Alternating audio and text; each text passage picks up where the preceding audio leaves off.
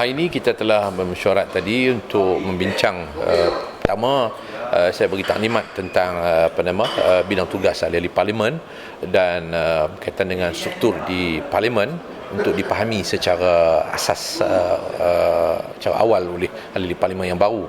Dan kemudiannya kita bersetuju tadi dalam pengagihan tugas-tugas ahli-ahli parlimen ini telah pun dipersetujui untuk setiap ahli parlimen itu paling tidaknya seorang ahli parlimen itu sehingga dua kementerian yang akan diberikan tugas sebagai menteri lah, sebagai menteri ataupun pemantau kepada setiap kementerian. Tapi untuk jabatan Perdana Menteri ini kita mempunyai 7 orang ahli parlimen yang diberikan tugas untuk memantau jabatan Perdana Menteri dengan diketuai oleh Presiden PAS Datuk Seri Tuan Guru Abdul Awang yang akan mengetuai jabatan Perdana Menteri. Kemudian saya sendiri akan mengetuai bahagian hal ehwal parlimen, perkhidmatan awam, SPAT dan juga tabung haji, dan Kuala Krai yang akan diberikan tanggungjawab untuk memantau hal Felda, Suruhanjaya Pilihan Raya, Felda dan juga BTN.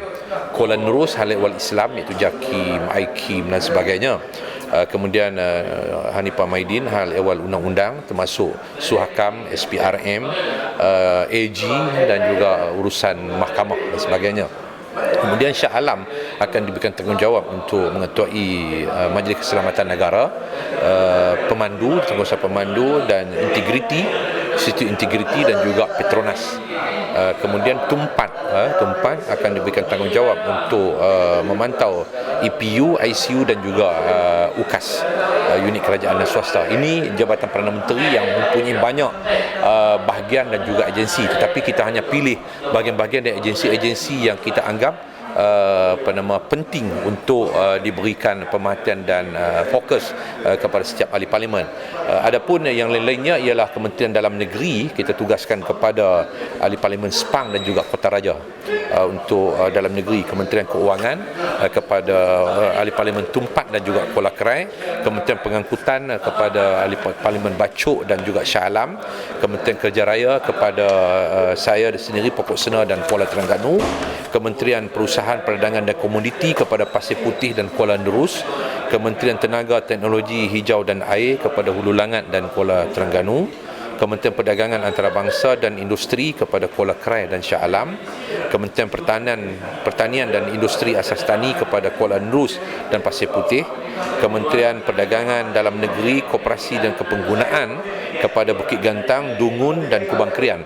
Kerana kementerian ini kementerian yang berkait rapat dengan kehidupan seharian masyarakat dan rakyat, maka kita berikan 3 orang ahli parlimen untuk memberikan tumpuan khusus. Begitu juga kepada Kementerian Pendidikan, kita letakkan 3 orang ahli parlimen untuk mengetuai ataupun memantau kementerian ini kerana dia membabitkan soal kepentingan anak-anak muda, pelajar-pelajar dan anak-anak kita, iaitu diketuai oleh ahli parlimen Temerloh, iaitu Ketua Pemuda, kemudian Bukit Gantang dan juga Parit Bunta. Kemudian Kementerian Komunikasi dan Multimedia diberi tugas kepada ahli parlimen Pasir Mas dan Kubang Krian, Kementerian Sumber Manusia kepada Rantau Panjang dan Temerloh, Kementerian Sains, Teknologi dan Inovasi kepada Hulu Langat dan Kuala Terengganu, Kementerian Kesejahteraan Bandar, Perumahan dan Kerajaan Tempatan, Kota Baru dan juga Kota Raja. Kerana menterinya adalah Kota Belud, maka 2 kota ahli parlimen daripada 2 kota ini akan mengetuai kementerian ini. Kementerian Pertahanan kepada Pokok Sena dan Bukit Gantang, Kementerian Kemajuan Luar Bandar dan Wilayah Kuala Krai dan Pengkalan Cepa, Kementerian Luar Negeri kepada Tumpat dan Parit Bunta, Kementerian Belia dan Sukan Pasir Mas dan Dungun, Kementerian Kesihatan Pengkalan Cepa dan Parit Bunta, Kementerian Pembangunan Wanita, Keluarga dan Masyarakat Rantau Panjang dan Bacok, Kementerian Pelancongan dan Kebudayaan Kota Baru dan Kuala Terengganu, Kementerian Wilayah Persekutuan Kota Raja dan Sepang, Kementerian Sumber Asli dan Alam Sekitar Parit Bunta dan Bacok. Jadi ini yang kita berikan tumpuan, dan mereka akan dibantu oleh pakar-pakar rujuk kita terdiri daripada PPP yang diketuai oleh bekas Ahli Parlimen Kuala Selangor Dr. Zul akan mengetuai PPP, dan juga bersama dengan rakan-rakan pakar rujuk undang-undang dalam hal yang berkaitan dengan urusan orang undang-undang akan diketuai oleh Dr. Zulkarnain daripada Juham dan juga daripada Luham Lujnah Undang-Undang dan juga Jabatan Undang-Undang PAS Pusat dan juga Dewan Pemuda.